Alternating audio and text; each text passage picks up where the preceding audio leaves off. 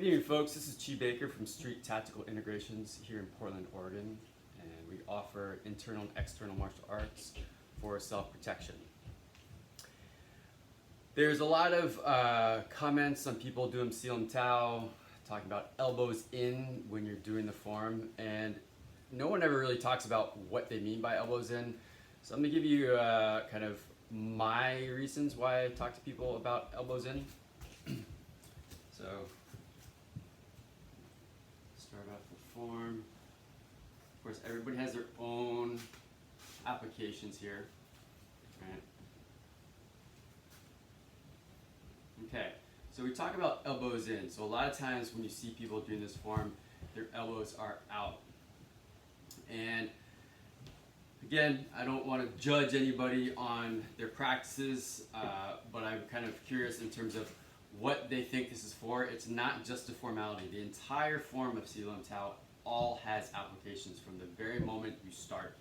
So one of them is, I'm going to use Bob here as my assailant. So I'm going to switch this camera angle real quick to give you a better, slightly better angle.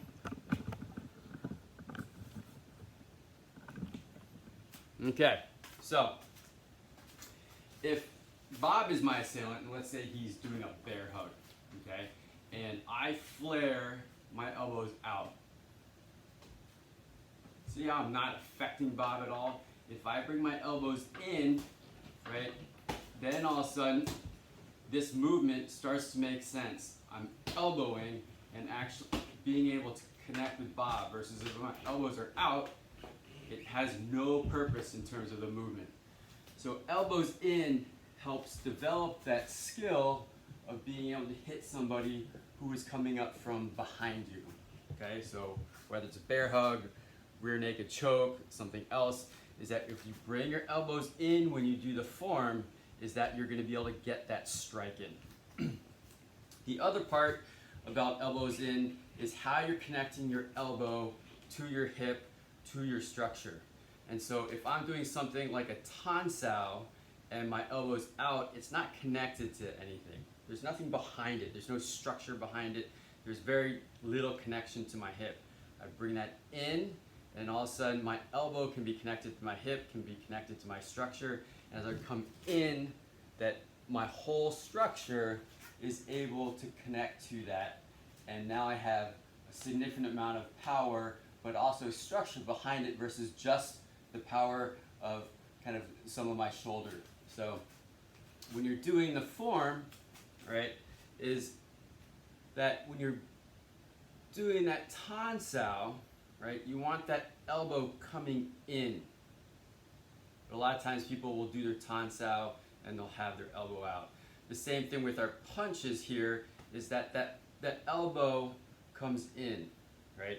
Connects here to here, connects to my structure, and then when I'm throwing that punch, right, this is connected to this, which is connected to this, which is connected to the ground.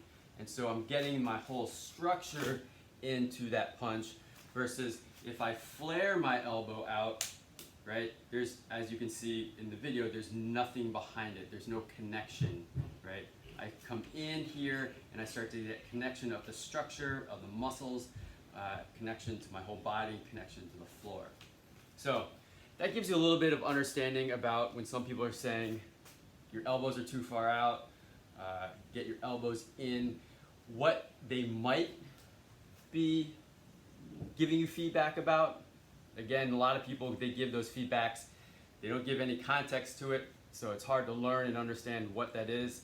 So I wanted to shoot this little quick video on potentially what they're commenting about, as well as my own insight. Again, it's my own perspective of what and how to do some of these movements of JKD and Wing Chun, how to connect that elbow to your body, and how the applications and some of the movements demand that those elbows are in. So hope you learned something. Hopefully it was helpful.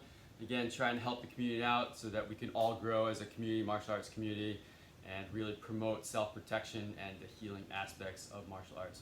Thank you so much. Take care, you all, and we'll see you next time in the training hall.